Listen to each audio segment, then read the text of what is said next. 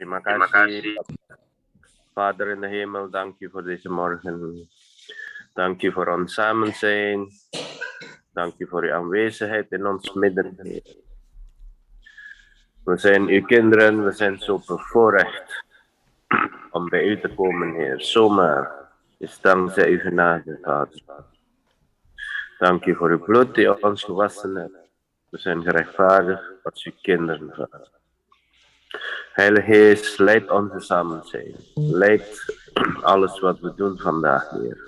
Dat alles mag geleid worden door uw Geest. In de machtige naam van Jezus Christus. Dank u, Heer, dat u elke hart zal aanraken. Dat u ons vernieuwt, dat u ons versterkt, dat u ons bemoedigt. In Jezus machtige naam. Halleluja. Amen.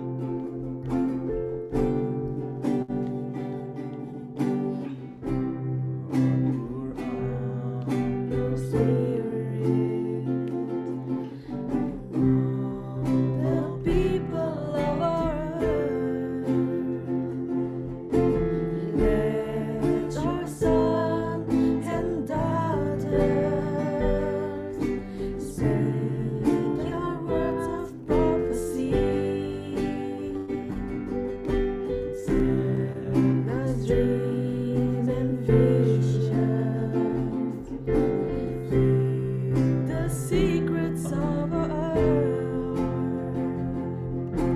Lord, our faith is rising. Let the heavens start the coming of your day. There's gonna be a great awakening. There's gonna be a great revival in our land.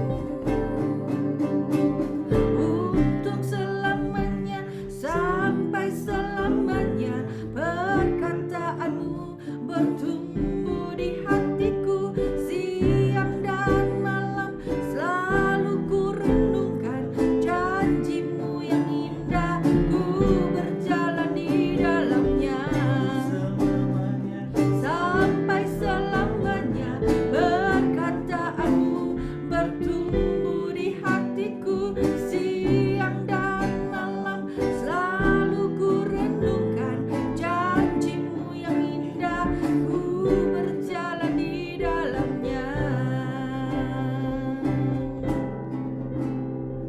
Janjimu yang indah, Ku berjalan di dalamnya.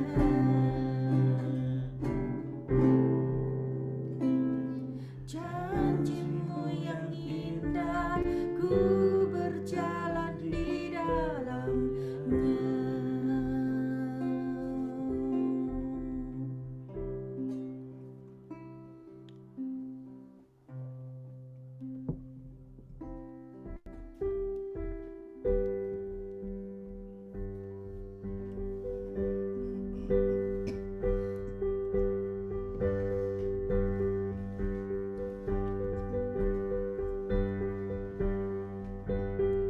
Who am I that the highest king would welcome me? I was lost, but he brought me into his love for me. Oh, his love for me. Who the sun sets free, oh, is free indeed. I am a child of God, yes I am. In my Father's house, there's a place for me. I'm a child of God, yes I am.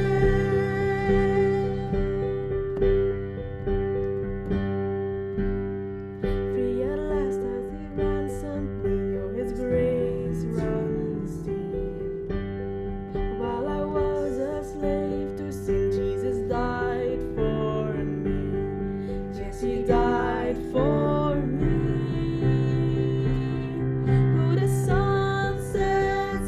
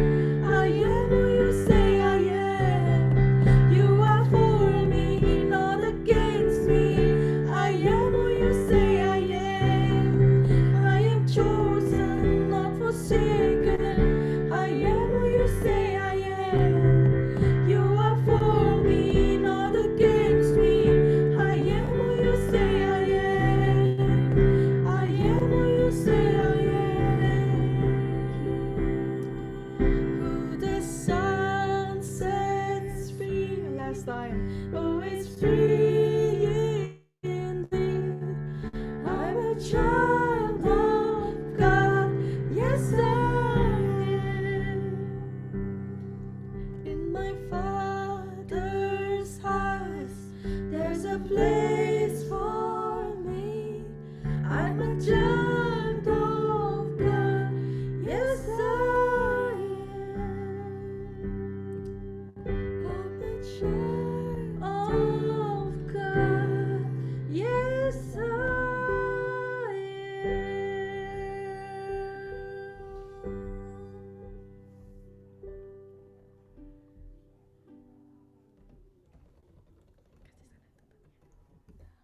Sudah ya. Halleluja. We zijn kinderen van God. Het is genade. Wie gaat mij vertalen?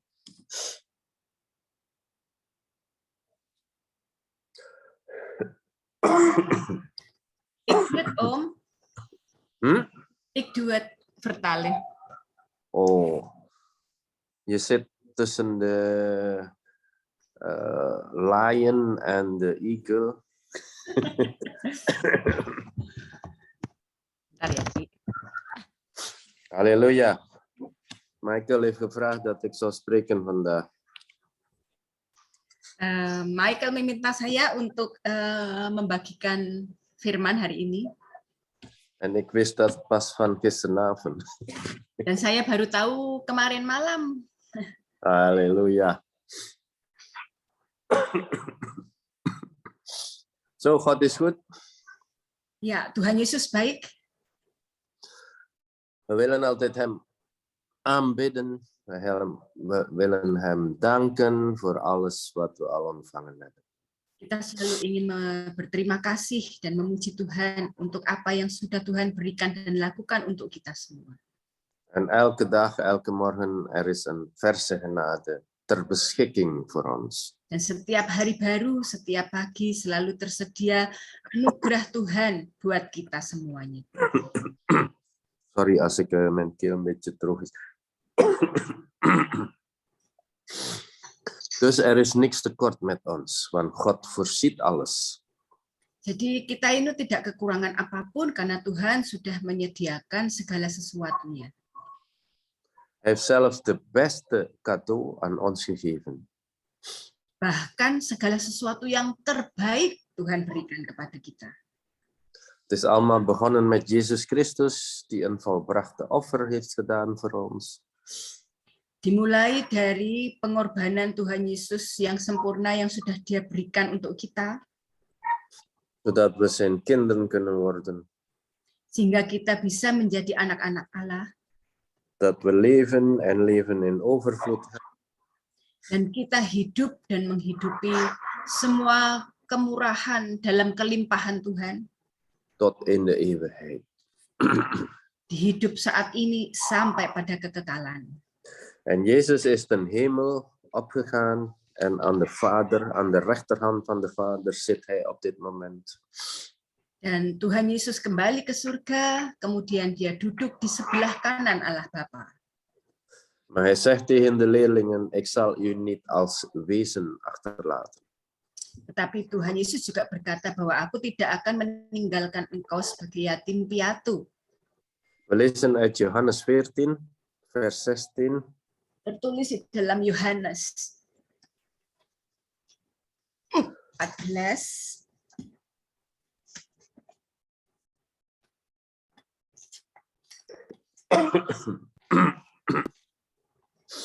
Jezus zegt, ik zal de Vader bidden en hij zal u een ander trooster geven, om tot in de eeuwigheid bij u te zijn. De geest der waarheid, die de wereld niet kan ontvangen, maar zij ziet hem niet en kent hem niet. Maar gij kent hem, want hij blijft bij u en zal in u zijn. Tot in de eeuwigheid. Ayat yang ke-18. Ayat yang ke-18 ya. 16 en 17. Oh, 17. 16 dan 17. Tuhan bilang, Alkitab berkata, aku akan meminta kepada Bapa dan ia akan memberikan kepadamu seorang penolong yang lain supaya ia menyertai kamu selama-lamanya, yaitu roh kebenaran Dunia tidak dapat menerima dia sebab dunia tidak melihat dia dan tidak mengenal dia. Tetapi kamu mengenal dia sebab ia menyertai kamu dan akan diam di dalam kamu. Een ander trooster, dit wil zeggen eigenlijk een ander persoon die even waardig is als Jezus zelf. Penghibur yang lain. Yang mau bilang di sini, walaupun pribadi yang berbeda dengan Yesus, tapi sama berharganya seperti Tuhan Yesus. Zoals jullie weten, God is één. Vader, Zoon en de Heilige Geest. Seperti yang kita tahu, Tuhan itu adalah Allah Bapa, Allah Putra, dan Roh Kudus. God is één, maar met 3 persoonlijkheden. Di Allah itu satu, tetapi dengan 3 kepribadian. De trooster hier is in het Griek parakletos. Penghibur di sini dalam bahasa Yunaninya adalah parakletos. Dat betekent, het is de trooster, het is de helper die ons zal helpen gedurende ons leven hier. Yang berarti adalah penghibur, penolong, yang akan menolong kita selama kita hidup. En hier staat er niet in dat het maar voor een ogenblik is, maar staat erin tot in de eeuwigheid zal hij bij ons blijven. Dan di sini ditulis tidak hanya untuk sementara, tetapi untuk selama-lamanya dia akan ada tinggal bersama kita. Parakletos betekent ook in het Nederlands een pleiter of pleitbezorger. Iemand die pleit voor ons. Di dalam bahasa Belandanya itu penghibur di sini berarti apa namanya? Pleiten, zoals in de rechtbank een advocaat die is aan het pleiten voor ons. Apa itu bahasa Indonesianya? Is iemand die ons Pembela, ja, Pembela die ons verdedigt. Ya, yang membela kita ya. Dus de Heilige Geest die gestuurd is door Heer Jezus van de Vader is onze verdediger in alle omstandigheden. Jadi penghibur yang Tuhan Yesus kirimkan buat kita ini akan membela kita dalam segala keadaan. Iemand die ons die altijd opneemt tegen elke aanvallen. Sebuah pribadi yang selalu berdiri menggantikan kita dalam setiap situasi yang sulit. Hij is altijd namens ons aan het bemiddelen. Dia selalu menggantikan posisi kita. Atas nama kita, dia berdiri buat kita. We moeten eigenlijk meer en meer beseffen dat we zo'n geweldige persoon, zo'n geweldige God, de Heilige Geest, in ons hebben. Kita harus dari hari ke hari itu semakin menyadari betapa kita memiliki Roh Kudus yang ada di dalam kita itu sungguh sangat luar biasa kekuatannya. De Vader is in de hemel. Bapa ada di dalam surga. En de Bijbel zegt, Jezus zit aan de rechterhand van de Vader. Dan Alkitab mengatakan bahwa Tuhan Yesus ada di sebelah kanan Allah Bapa kita. En met Pinksteren is de Heilige Geest gestuurd op aarde en die 120 apostelen van Jezus. Dan dikatakan bahwa dengan pada waktu Pantekosta, Roh Kudus dicurahkan kepada murid-murid Yesus sejumlah 120 orang kurang lebih. Dus wij zijn kinderen van God, we hebben de Heilige Geest in ons. Jadi kita sebagai anak-anak Allah, kita memiliki Roh Kudus di dalam hidup kita. Als we een probleem hebben, de trooster is altijd klaar om ons te troosten. Kalau ada masalah terjadi, maka Sang Penghibur itu ada buat kita dan menghibur kita. We lezen vers 25 en 26. Kita baca di ayat ke-25 dan 26.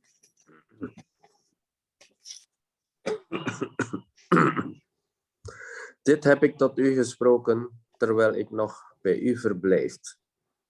Maar de trooster, de Heilige Geest, die de Vader zenden zal in mijn naam, die zal u alles leren en u te binnen brengen, al wat ik u gezegd heb. Semuanya itu kukatakan kepadamu selagi aku berada bersama-sama dengan kamu. Tetapi penghibur, yaitu Roh Kudus yang akan diutus oleh Bapa di dalam namaku, dialah yang akan mengajarkan segala sesuatu kepadamu dan akan mengingatkan kamu akan semua yang telah kukatakan kepadamu. De Heilige Geest is onze beste vriend die altijd met ons gaat. Jadi Roh Kudus itu adalah sahabat kita yang terbaik yang selalu ada bersama kita kemanapun kita pergi, dimanapun kita berada. Wat doe je met je beste vriend? Je probeert steeds te communiceren met hem of met haar. Apa toh yang kita lakukan kepada sahabat kita? Kita pasti akan selalu berkomunikasi, bercakap-cakap, menceritakan segala sesuatunya kepada dia. Wij verlangen altijd elkaar te ontmoeten. Kita akan memiliki kerinduan untuk selalu ketemu. En dit is een geweldige vriend die we hebben. Dan apa yang kita punyai ini adalah seorang sahabat yang sungguh sangat luar biasa. En de trooster, de Heilige Geest, zal ons altijd leren wat Jezus ooit aan de discipelen geleerd hebben. Dan sang penghibur, Roh Kudus ini, akan selalu mengajar kepada kita apa yang Tuhan Yesus sudah ajarkan kepada murid-muridnya. Hij zal ons alles te binnen brengen, doen denken, doen nadenken, herinneren wat Jezus ooit gezegd heeft. Roh Kudus akan selalu membawa kita, mengajak kita, mengingatkan kita atas apa yang Tuhan Yesus sudah lakukan ketika dia ada bersama dengan murid-muridnya. Dus we hebben eigenlijk niks tekort aan vrienden. De beste vriend is in ons binnenste. Jadi kita ini tidak kekurangan sahabat, kita punya sahabat yang terbaik dalam hidup kita. Maar zoals we weten, soms zijn we vergeten dat de Heilige Geest in ons is. Cuma masalahnya kita itu sering kali lupa bahwa ada Roh Kudus di dalam hidup kita. Hij staat altijd klaar om ons te helpen. Dia selalu siap kapanpun saatnya untuk menolong kita. Hij is klaar om het woord van God te openbaren aan ons. Dia itu siap untuk membukakan pengertian, pewahyuan atas firman Tuhan kepada kita. Johannes 16, verder, vers 12. Yohanes 16 ayat yang ke-12, 10 sampai 12. Dit zijn allemaal teksten die jullie al kennen, denk ik. Ayat-ayat ini tuh sudah familiar kita dengar. Maar we kunnen soms vergeten, daarom moeten we het steeds herhalen. Tapi seringkali kita lupa, jadi perlu sekali kita selalu mengulangnya. Als een illustratie, als we een cheque hebben van bijvoorbeeld 1 miljoen euro in onze handen. Sebagai contoh gampangnya, katakanlah kita punya berapa? 10 miliar? 1 miljoen. 1 miliar. 1 miliar di tangan kita. Of meer, een cheque. Hè? Atau lebih. Maar als we die cheque niet gaan verzilveren of niet in geld gaan omzetten, heeft die cheque geen waarde. Tapi kalau cek tadi tidak diuangkan, ya itu ya cuman sekedar kertas saja, nggak ada harga, nggak ada nilainya apa-apa. We kunnen aan iedereen gaan vertellen, ja, ik heb een cheque van 1 miljoen euro. Kita bisa bilang, oh aku punya uang, punya cek 1 miljoen. Ook hetzelfde geval. Ik heb de Heilige Geest. Je vertelt aan iedereen. Seperti juga kita bilang, aku punya Roh Kudus loh, kita cerita ke siapapun juga. Ik ben vervuld met de Heilige Geest. Saya dipenuhi oleh Roh Kudus. Ik kan in tongen spreken. Saya bisa berbicara dalam bahasa roh. Maar je vergeet dat de Heilige Geest in jou is. Ya, tapi kita seringkali pada prakteknya lupa bahwa kita tuh punya Roh Kudus dalam hidup kita. Het is hetzelfde geval. Je bent eigenlijk vergeten dat je €1.000.000 in check hebt in jouw leven. Ya, seperti tadi bahwa kita lupa bahwa kita itu punya uang 1 miliun walaupun masih dalam bentuk cek dalam hidup kita. Het is toch voor niks, het is toch jammer. Iets waardevols die je niet gebruikt. Nah, ya sebetulnya kan sia-sia banget kita punya sesuatu yang berharga, sesuatu yang sangat banyak tapi nggak bisa digunakan, belum digunakan. En Johannes 16 vertelt het volgende. Hij is zo nuttig voor ons, de Heilige Geest. Dan Yohanes 16 itu menceritakan kepada kita dengan sangat jelas. Nog veel heb ik u te zeggen, maar gij kunt het thans niet dragen. Doch wanneer hij komt, de geest der waarheid, de Heilige Geest, zal hij u de weg wijzen tot de volle waarheid. Want hij zal niet uit zichzelf spreken, maar al wat hij hoort zal hij spreken. En de toekomst zal hij het verkondigen. Ayat 12 dan 13. Masih banyak hal yang harus kukatakan kepadamu. Tetapi sekarang kamu belum dapat menanggungnya. Tetapi apabila ia datang, yaitu Roh kebenaran, ia akan memimpin kamu ke dalam seluruh kebenaran. Sebab ia tidak akan berkata-kata dari dirinya sendiri, tetapi segala sesuatu yang didengarnya, itulah yang akan dikatakannya. Dan ia akan memberitakan kepadamu hal-hal yang akan datang. Halleluja, dat is zo geweldig. Haleluya. Itu kan dahsyat sekali ya. We weten dat God tot ons spreekt. Hoe spreekt God? Kita tahu bahwa Allah itu berbicara kepada kita, tapi siapa yang berbicara kepada Allah? We horen toch geen bliksem of geen wat maar ook daar van buiten, omdat God aan het spreken is. Dan kita juga nggak dengar ada guntur menggelegar di luar ketika Tuhan itu bicara. Maar God spreekt via zijn Heilige Geest die in ons is. Tetapi Allah berbicara melalui Roh Kudus yang ada di dalam hidup kita, di hati kita. Die zachte stem van de Heilige Geest in je binnenste is aan het spreken tot je hart. Bahwa Roh Kudus itu berbicara dengan sangat lembut di dalam hati kita. Hij spreekt in ons geweten.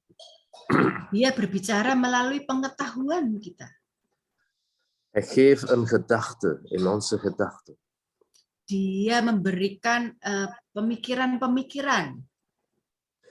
Hij geeft inspiratie in ons binnenste. Dia memberikan inspirasi, ide-ide. Hij leidt ons tot de volle waarheid. Dia memimpin kita pada sesuatu yang sangat berharga. Volle waarheid, naar Sempurna, yang sempurna. de kebenaran. Kebenaran. En de volle waarheid is niet alleen geestelijke waarheid, maar de waarheid in je leven. Dan kebenaran ini tidak hanya secara roh, secara pikiran, tetapi juga bisa dialami secara nyata dalam kehidupan sehari-hari. Alle waarheid, alle beslissingen die je zou moeten nemen in je dagelijks leven, de Heilige Geest staat klaar om ons te helpen. Semua kebenaran, keputusan-keputusan yang harus diambil, itu Roh Kudus siap sedia untuk menolong kita, membantu kita melakukan dan mengambil keputusan. En de Heilige Geest zal ook de toekomst verkondigen. Dan Roh Kudus juga akan memberitahukan kepada kita apa yang terjadi atau hal-hal di masa datang. Want zoals jullie weet, God weet het begin, het einde en de toekomst. Seperti yang kita tahu, Tuhan itu, Allah itu mengetahui apa yang sudah terjadi di masa lalu, apa yang akan terjadi, dan juga yang akan terjadi di masa datang. Hij weet alles. En hij is in staat om ons te helpen, om dat te verkondigen. Allah itu tahu segala sesuatu dan Allah siap untuk menolong kita. Vandaar dat we niks hoeven te vrezen. Want als je een probleem hebt, spreek de Heilige Geest aan. Communiceer met hem. Hij zal het tonen, hij zal het verkondigen. Jadi kita tidak perlu takut. Kalau ada sesuatu terjadi dalam keadaan apapun, langsunglah bercakap-cakap, berbicara kepada Roh Kudus. Ceritakan semuanya. Ga zo snel mogelijk hem gewoon danken en prijzen. Segera mungkin datang mengucap syukur dan memuji Dia. In plaats van in verdriet te zitten. Daripada duduk dan bersedih. God spreekt voortdurend in ons binnenste. Tuhan itu tidak berhenti-henti berbicara melalui di dalam hidup kita. Dat is de Heilige Geest die bezig is in ons binnenste. Itulah Roh Kudus yang terus sibuk di dalam hidup kita melalui. Hij geeft ons een innerlijke overtuiging. Dia memberikan sebuah keyakinan atau sesuatu. Dia meyakinkan melalui di dalam batin, melalui batin kita. Laten we naar Romeinen 8 vers 26 lezen. Kita baca di kitab Roma 8 vers 26. ayat yang ke-26. En evenzo komt de Geest onze zwakheid te hulp. Want wij weten niet wat wij bidden zullen naar behoren, maar de Geest zelf pleit voor ons met onuitsprekelijke verzuchtingen. En hij die de harten doorzoekt, weet de bedoeling des Geestes, dat hij namelijk naar de wil van God voor heiligen pleit. Demikian juga Roh membantu kita dalam kelemahan kita. Sebab kita tidak tahu bagaimana sebenarnya harus berdoa. Tetapi Roh sendiri berdoa untuk kita kepada Allah dengan keluhan-keluhan yang tidak terucapkan. Dan Allah yang menyelidiki hati nurani mengetahui maksud Roh itu, yaitu bahwa Ia sesuai dengan kehendak Allah berdoa untuk orang-orang kudus. Yes, amin. Het is toch geweldig. Wanneer je zwak bent, de Heilige Geest is daar sterk in je. Ya, ini hebat sekali bahwa kapan saat kita lemah, Roh Kudus itu dia tetap kuat di dalam hidup kita. Hij is voortdurend aan het pleiten en samen met ons aan het bidden. Dia tidak henti-hentinya bersama kita dan berdoa untuk kita. Hij pleit voor ons. Hij verdedigt ons. Dia membela kita. Hij brengt ons in de aanwezigheid van God de Vader. Dia membawa kita pada kehadiran Allah Bapa di surga. Dus als we bidden, Vader in de hemel, dan is de Heilige Geest bezig om ons te brengen bij de Vader. Jadi saat kita berdoa, Bapa kami yang ada di surga, maka Roh Kudus itu sibuk membawa kita pada kehadiran Allah Bapa di surga. En de Heilige Geest zal ons doen inspireren. Hoe zouden wij moeten bidden? Dan Roh Kudus itulah yang akan memberikan inspirasi kepada kita untuk membuat kita bagaimana kita mesti berdoa. Want de Heilige Geest weet wat onze behoeften zijn. Karena Roh Kudus itu berdoa seperti apa yang menjadi keperluan kita. Wij weten soms niet wat we nodig hebben. Wij bidden zomaar. Kita tuh seringkali berdoa bukan apa yang kita butuhkan, tapi kita sekedar ngucap aja berdoa gitu. Wij vragen een en voor andere dingen, maar we weten niet of dat wel goed is voor ons. Kita minta sama Tuhan satu hal, dua hal, tetapi kita tuh sebetulnya nggak ngerti apakah itu yang kita perlukan, yang kita butuhkan. Maar de Heilige zal ervoor zorgen dat je de juiste gebed zou uitspreken. Tapi Roh Kudus itu yang membuat kita mengatakan hal-hal yang tepat pada saat kita itu berdoa. Want de Heilige Geest weet onze behoeften en de Heilige Geest weet wat de wil van de Vader is. Sebab Roh Kudus tuh tahu kok keperluan kita apa, dan Roh Kudus juga mengerti apa yang menjadi maunya Tuhan. Dus hier staat erin in vers 27, hij pleit voor ons naar de wil van God de Vader.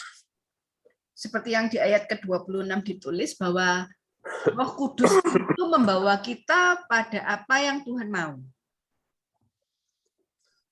Is dat niet het belangrijkste als we weten wat de wil van onze Vader is voor vandaag bijvoorbeeld, voor in de toekomst?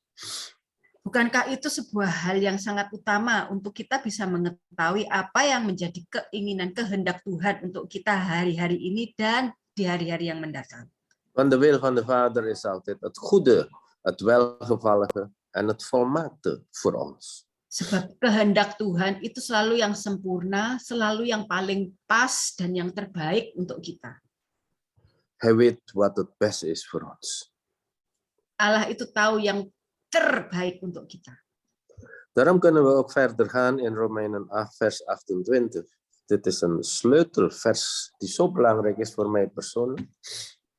Maka kita akan lanjut pada Roma 8 ayat ke-28. Ini adalah ayat kunci yang sangat penting dalam kehidupan kita, terutama kehidupan saya. We weten nu dat God alle dingen doet medewerken ten goede voor hen die God liefhebben, die volgens zijn voornemen geroepen zijn. Kita tahu sekarang bahwa Allah turut bekerja dalam segala sesuatu untuk mendatangkan kebaikan bagi mereka yang mengasihi Dia, yaitu bagi mereka yang terpanggil sesuai dengan rencana Allah. Zolang we hier op aarde leven, zijn er verschillende slechte dingen die op ons afkomen soms. Selama kita masih hidup di dunia ini, seringkali datang kepada kita hal-hal yang tidak menyenangkan. Dingen gebeuren die we niet graag zien. Terjadi hal-hal yang sebetulnya kita tidak mau lihat, tidak mau temui. Gevoelens die we niet graag voelen. Perasaan-perasaan yang kita nggak mau ngerasain.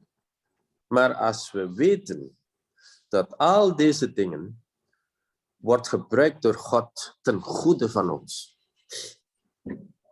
Tetapi kalau kita mengerti bahwa hal-hal ini itu Tuhan pakai untuk mendatangkan hal yang baik untuk kita. God is niet de oorzaak van deze slechte dingen, maar hij gebruikt deze minder goede dingen ten goede van ons. Tuhan tidak menyebabkan hal-hal yang kurang baik ini terjadi dalam hidup kita. Tapi saat hal itu terjadi, Tuhan itu mengubah atau memakainya untuk mendatangkan hal yang baik buat kita. Dit is de taak en het werk van de Heilige Geest in ons. Inilah tugas atau apa yang menjadi yang Dia lakukan dalam kehidupan kita. Daarom moeten we veel met de Heilige Geest communiceren. Maka itu sebabnya kita harus semakin lebih banyak lagi berkomunikasi dengan Roh Kudus. Als je in de taal van de Heilige Geest kan spreken, gebruik dat zoveel mogelijk. Kalau kita bisa berbicara dalam bahasa roh, gunakan itu sebanyak mungkin. Maar spreken in tongen is nog geen garantie dat je vol bent van de Geest. Tetapi ingat bahwa kemampuan kita berbahasa roh itu tidak menandakan bahwa kita dipenuhi oleh Roh Kudus. Want soms denken mensen, ik spreek al in tongen, ik ben vol van de Heilige Geest. Dat is helemaal niet waar. Seringkali manusia atau kita tuh berpikir, aku berbahasa roh, jadi aku tuh sudah dipenuhi oleh roh setiap waktu. Itu tidak tepat. Maar mensen die zelf de tongentaal nog niet hebben, kunnen vol van de Geest zijn. Sebab mereka yang belum bisa berbicara dalam bahasa roh juga bisa dipenuhi, sudah kepenuhan oleh roh Allah itu sendiri. Want de Heilige Geest is al in ons sinds dat we kinderen van God zijn. Sebab Roh Kudus itu kan sudah ada di dalam kita sejak kita menjadi anak-anak Allah. Maar tongentaal is een bonus. Dus wanneer we die kan spreken, kunnen we rechtstreeks tot God spreken zonder dat de duivel dat kan verstaan. Tetapi bahasa roh itu adalah sebuah ekstra, sebuah tambahan. di mana kita bisa langsung berbicara kepada Allah tanpa orang lain tahu. Dus als we in de geest in tong en taal kan spreken, moet je maar blij zijn. Het is een bonus, maar gebruik het. Niet zoals die check van 1 miljoen euro die je gewoon in de kas bewaart. Jadi kalau kita bisa berbicara dalam bahasa roh, gunakan sebanyak mungkin. Jangan seperti cek uang 1 miliar yang hanya ditaruh di lemari. Als de laatste vers gaan we naar Efesiër 5, vers 15. Ayat yang terakhir kita mau baca adalah di Efesus 5 ayat yang ke-15.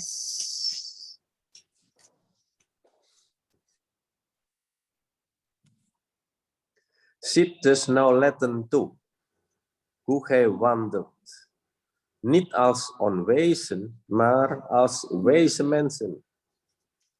De gelegenheid ten nutte makende. Want de dagen zijn kwaad. Wees daarom niet onverstandig, maar tracht te verstaan wat de wil des Heeren is. Ini dulu.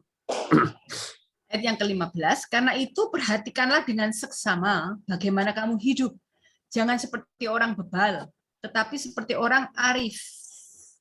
Dan pergunakanlah waktu yang ada karena hari-hari ini adalah jahat.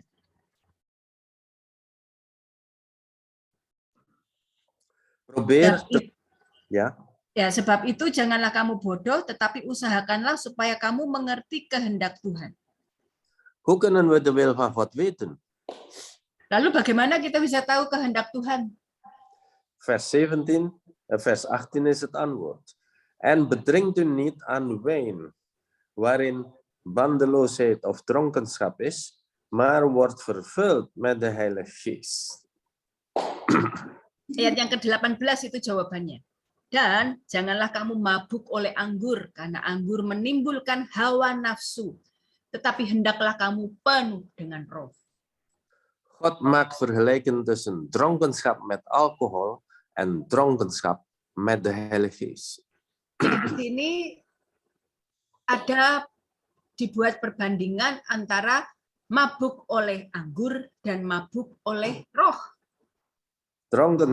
Dronkenschap met de Heilige Geest, dat is vervuld zijn, vol van de Heilige Geest.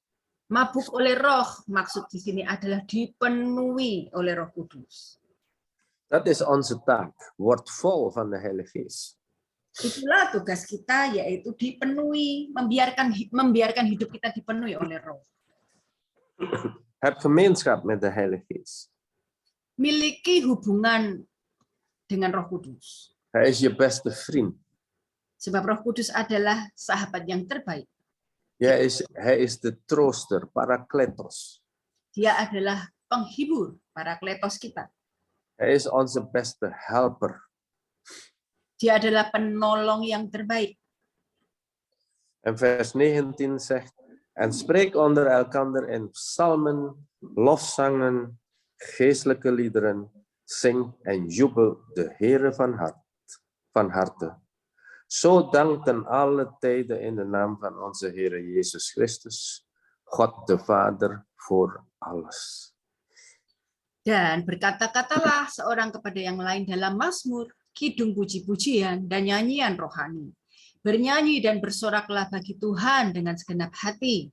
Ucapkanlah syukur senantiasa atas segala sesuatu di dalam nama Tuhan kita Yesus Kristus kepada Allah dan Bapa kita. Een van de kenmerken dat iemand vol is van de geest. Salah satu tanda yang bisa dikenali dari seseorang yang penuh dengan Roh Kudus, dat die voortdurend God aan het prijzen en aan het danken is.